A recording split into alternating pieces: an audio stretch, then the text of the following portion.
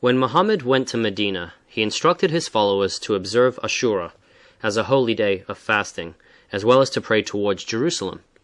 Why did he do that, and what caused him to change his mind later? Ashura fell on Yom Kippur, Day of Atonement of the Jews, which falls on the 9th day of Tishri, the Hebrew 7th month, and is the 10th of Muharram, the first month in the pagan Arabian calendar.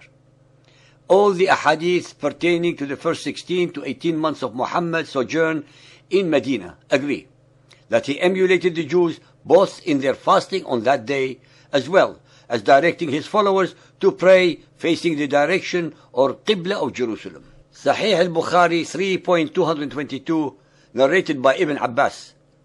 The Prophet came to Medina and saw the Jews fasting on the day of Ashura.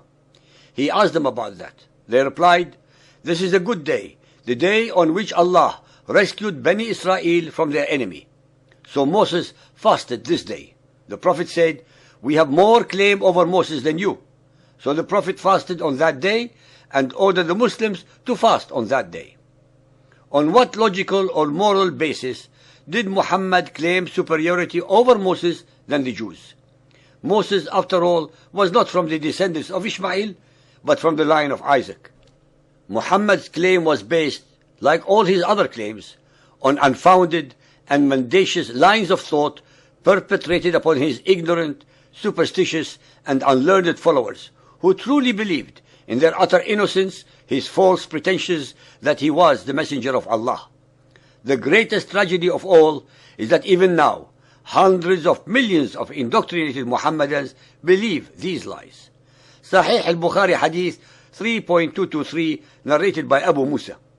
The day of Ashura was considered as Eid, as a holiday, by the Jews. So the Prophet ordered, "I recommend you Muslims to fast on this day." Sahih al-Bukhari Hadith 3.224, narrated by Ibn Abbas. I never saw the Prophet seeking to fast on a day more preferable to him than this day, the day of Ashura, or this month, i.e. the month of Ramadan. Sahih Muslim Hadith 2514, narrated by Jabir ibn Samura. The Messenger of Allah commanded us to observe fast on the day of Ashura and exhorted us to do it and was particular about it.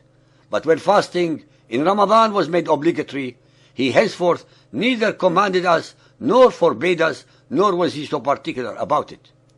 The Quran does not ordain that Muhammadan Muslims should fast on the 10th of Muharram. This is found only in the ahadith. Neither Allah nor Gabriel had instructed Muhammad to do so. Muhammad, after all, decided to fast on the same holy day of the Jews all by himself, without any prodding from Allah or Gabriel. When he realized that the Jews would not accept his false claims to prophethood, he turned violent against them, both physically and in the verses that he put in his Quran as convenient revelations from Allah. The Muhammadan records prove beyond a shadow of a doubt the following conclusions. 1. That Muhammad copied the traditions of the Jews in their holiest day of fasting, called Yom Kippur, which fell on the 10th of Muharram. 2. That Muhammad's first Qibla was likewise directed to the holiest shrine of the Jews, towards the Temple of Solomon in Jerusalem. 3. That Muhammad considered what was holy to the Jews as holy to his followers also. 4. That as far as Muhammad was concerned, the Temple of Solomon and Jerusalem were at that moment of his mission superior to both the Kaaba and Mecca. 5. Muhammad only changed his mind about following the traditions of the Jews when they refused to accept him as their prophet, especially since he wanted to impose his cult belief system upon them. 6. Those so-called believers who are listening to our series must be made aware that during the whole period of Muhammad's life, he prayed in the Kaaba with the polytheists, while it harbored the 360 pagan rock gods of the Quraysh, his own people.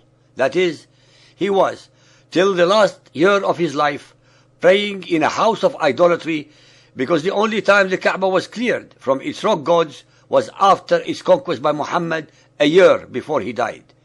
From the point of view of monotheism, he was an idolater. 7.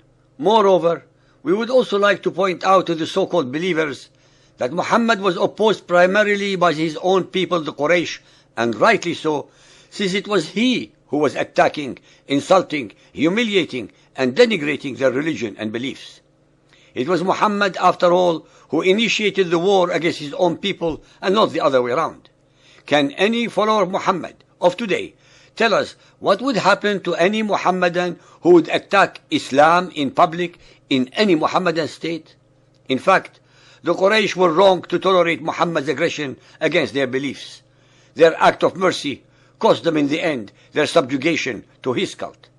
Finally, and as we have shown earlier, all the verses in the Quran are the product of Muhammad's own imagination and misunderstanding of the Bible and have absolutely nothing whatsoever to do with any divine being.